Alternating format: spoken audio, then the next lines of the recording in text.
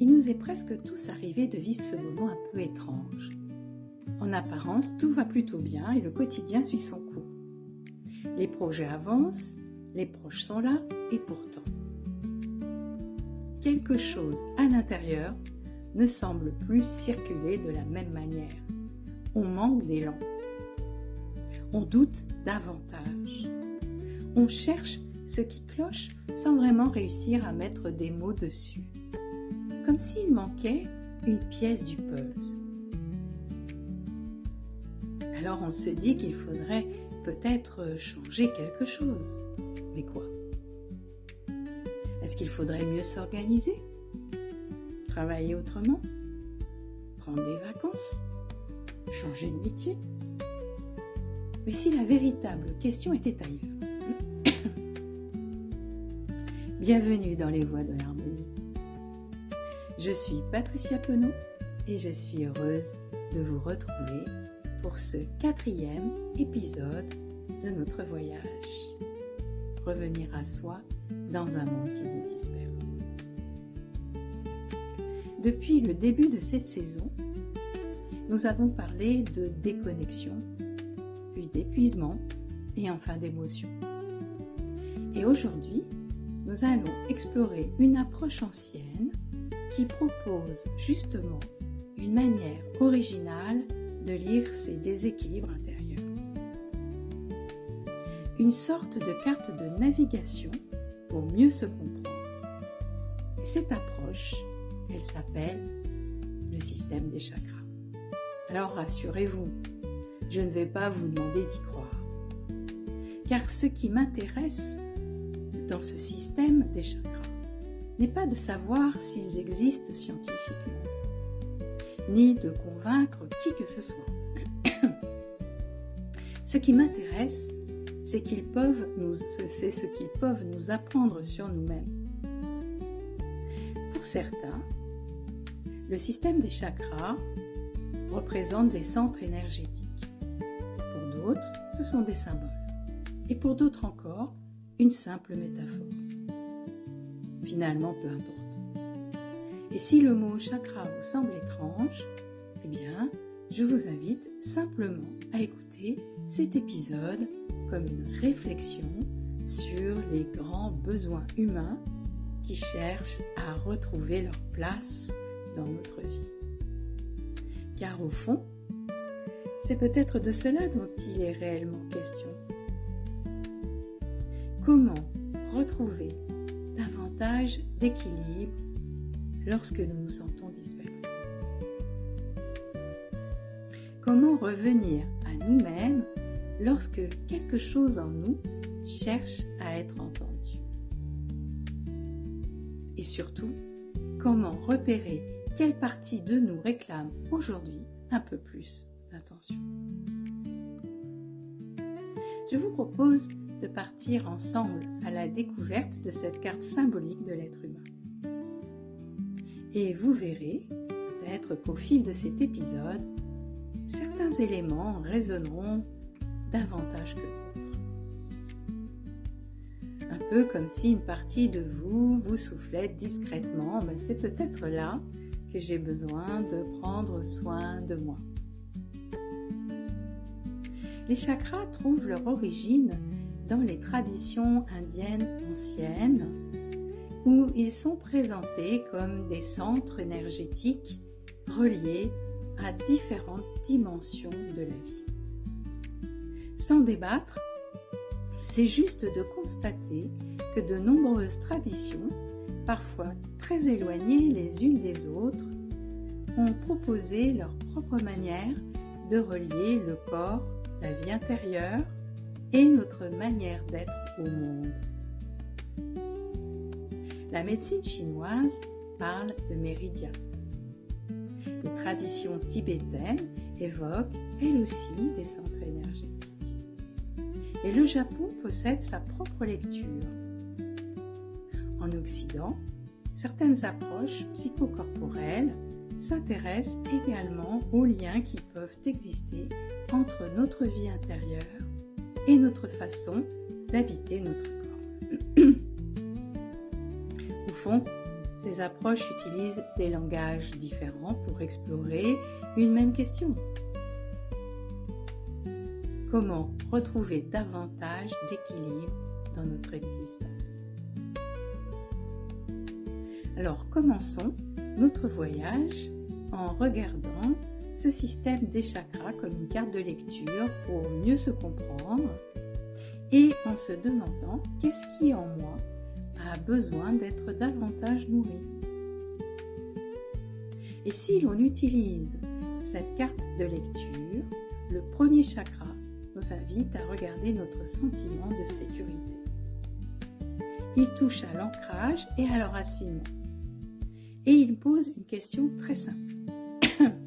Est-ce que je me sens en sécurité dans ma vie? Et pas seulement sur le plan matériel, mais aussi intérieurement. Est-ce que je me sens les pieds sur terre? Est-ce que je me sens soutenue? Est-ce que j'ai le sentiment d'avoir ma place? Lorsque cette dimension de notre vie manque d'attention, il arrive que tout devienne plus inquiétant qu'à l'habitude.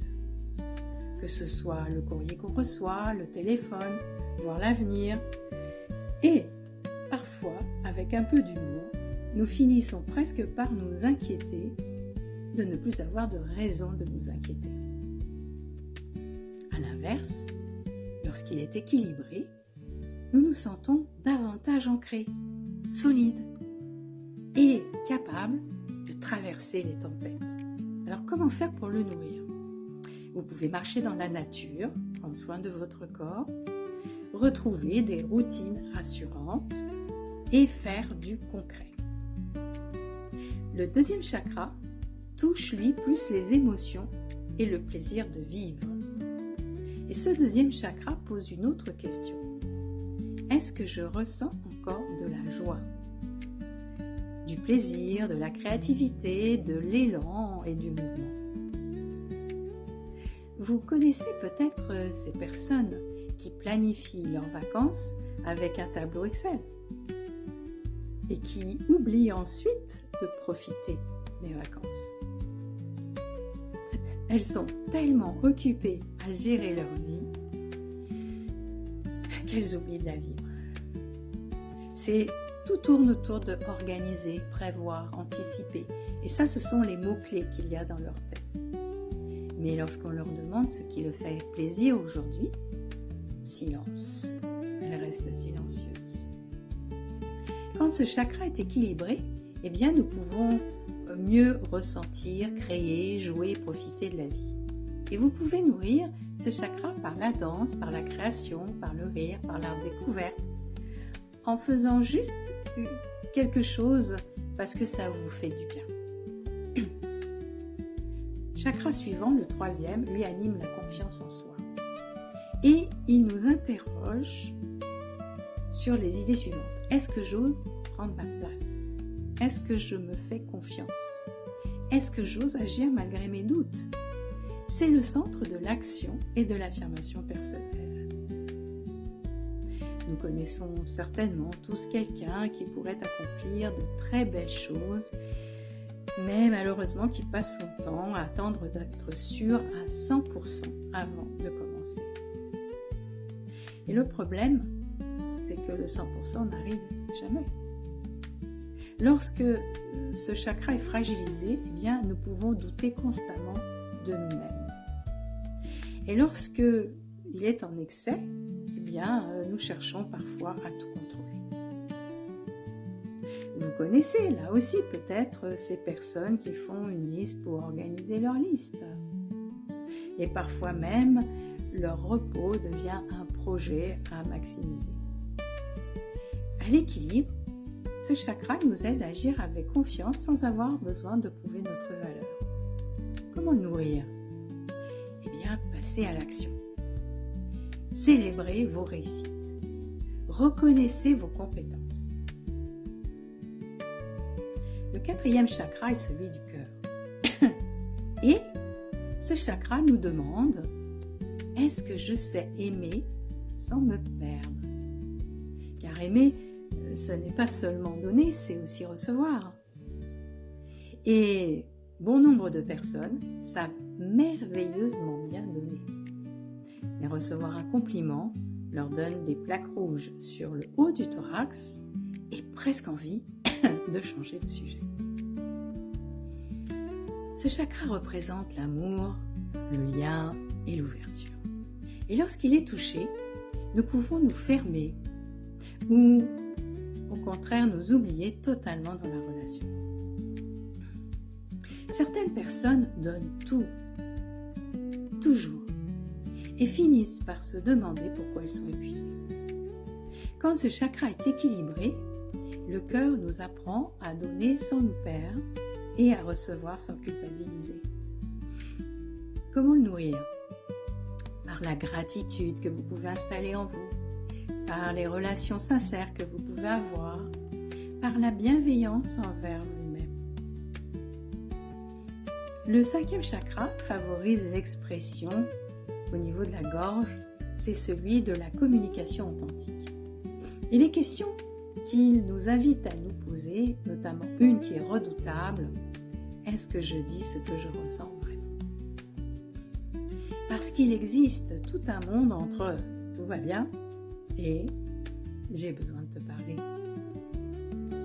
Je crois que nous connaissons tous aussi quelqu'un qui répond non, tout va bien, puis qui claque les portes pendant 3 jours. Et parfois, ce quelqu'un, c'est nous. Lorsque ce chakra est déséquilibré, eh bien, nous pouvons avoir du mal à exprimer nos besoins ou nos limites. Et quand il est équilibré, nous apprenons à parler vrai. Comment faire pour le nourrir ? Essayez de dire ce que vous ressentez, de l'écrire, chanter, oser être entendu. Le 6e chakra est celui du front et nous permet la vision intérieure. Est-ce que je vois clair dans ma vie ? Ou suis-je perdu dans le bruit de la vie ? Dans toutes les informations que je reçois, les opinions des autres, et les conseils aussi qui parfois sont très contradictoires, ou encore toutes les notifications des réseaux sociaux, ou les vidéos qui nous expliquent comment vivre mieux en 3 étapes. Parfois, le problème n'est pas le manque de réponses, c'est l'excès de réponses. Et ce chakra est associé à l'intuition et au discernement. Et lorsqu'il est perturbé, nous pouvons avoir la tête pleine de sons, pleine de bruit, pleine d'idées, pleine d'images et plus aucune clarté. À l'équilibre, nous retrouvons notre capacité à prendre du recul et à voir plus loin que l'immédiat. Comment le nourrir ? Par le silence, par l'observation, par la méditation ou les temps de prise de recul. Le 7e chakra, lui au-dessus de la tête, alimente le sens. Et il nous pose peut-être la question la plus profonde. Est-ce que ce que je vis a du sens pour moi ? Pas forcément un grand sens cosmique. Parfois, simplement, la sensation que notre vie est alignée avec ce qui compte vraiment pour nous. Car c'est celui qui nous relie à quelque chose de plus vaste que nous. Pour certains, ce sera la spiritualité, pour d'autres, la nature, pour d'autres encore, les valeurs profondes ou la quête de sens. Lorsque cette dimension manque, nous pouvons avoir l'impression que notre vie tourne, mais ne nous nourrit plus. Comment faire pour le rééquilibrer ? Essayons de nous émerveiller, voire pratiquer la contemplation. Exprimons notre spiritualité et explorons les questions qui donnent du sens à notre existence. Alors, bien sûr, certaines personnes diront « les chakras, ça n'existe pas ». Et c'est parfaitement respectable. Mais au fond, que nous croyions ou pas à l'existence des chakras, ces questions, elles restent intéressantes. Pourquoi ? Parce qu'elles parlent de notre sécurité, de notre joie, de notre confiance, relation, de notre expression, de notre clarté intérieure et de notre besoin de sens. Alors aujourd'hui, j'aimerais vous laisser encore avec des questions. Quelle est la dimension de votre vie qui cherche actuellement à être davantage nourrie? Et cette grille de lecture peut vous aider à mieux vous comprendre. Est-ce qu'elle vous aide? Quel besoin de votre vie est actuellement négligé? Est-ce que vous avez besoin de plus de sécurité ou de plus de plaisir? De plus de confiance ou de plus d'amour? De plus d'expression ou de plus de clarté? Ou encore de plus de sens? Les chakras ne disent pas qui nous sommes. Ils ne nous mettent pas dans une case. Ils ne nous expliquent pas notre vie. Ils nous invitent simplement à nous demander quelle partie de moi a peut-être besoin d'un peu plus d'attention aujourd'hui. Finalement, ce que j'aime dans cette approche, ce n'est pas tant sa dimension énergétique, c'est qu'elle nous rappelle que nous ne sommes pas faits d'un seul morceau. Nous sommes un équilibre vivant, un ensemble de besoins, de ressources, d'émotions et d'aspirations. Et lorsqu'une partie de nous subit trop longtemps un manque d'attention ou d'affection, elle finira toujours par chercher à se faire entendre. Avant de nous quitter, j'aimerais vous poser cette question. Si vous pouviez apporter un peu plus d'harmonie dans un seul domaine de votre vie aujourd'hui, lequel choisiriez-vous? Je serais heureuse de découvrir vos réponses dans les commentaires. Et pour finir, j'aimerais vous dire quelques mots sur le prochain épisode du podcast Les Voix de l'Harmonie. Nous irons explorer ensemble cette question. Pourquoi avons-nous tant besoin de reconnaissance? Pourquoi le regard des autres influence-t-il autant notre estime de nous-mêmes? A-t-il autant de pouvoir sur notre bien-être? Pourquoi? Et comment apprendre à reconnaître sa propre valeur sans dépendre constamment de l'approbation extérieure? Si cet épisode vous a parlé, n'hésitez pas à laisser un commentaire et à partager ce podcast autour de vous. Peut-être qu'une personne de votre entourage appréciera cette autre manière de regarder l'équilibre intérieur. Je vous dis à très bientôt. Prenez soin de vous. Mon entretien, une flamme, avec douceur, avec curiosité et avec confiance dans votre propre chemin. À très vite sur le podcast Les Voix de l'Harmonie.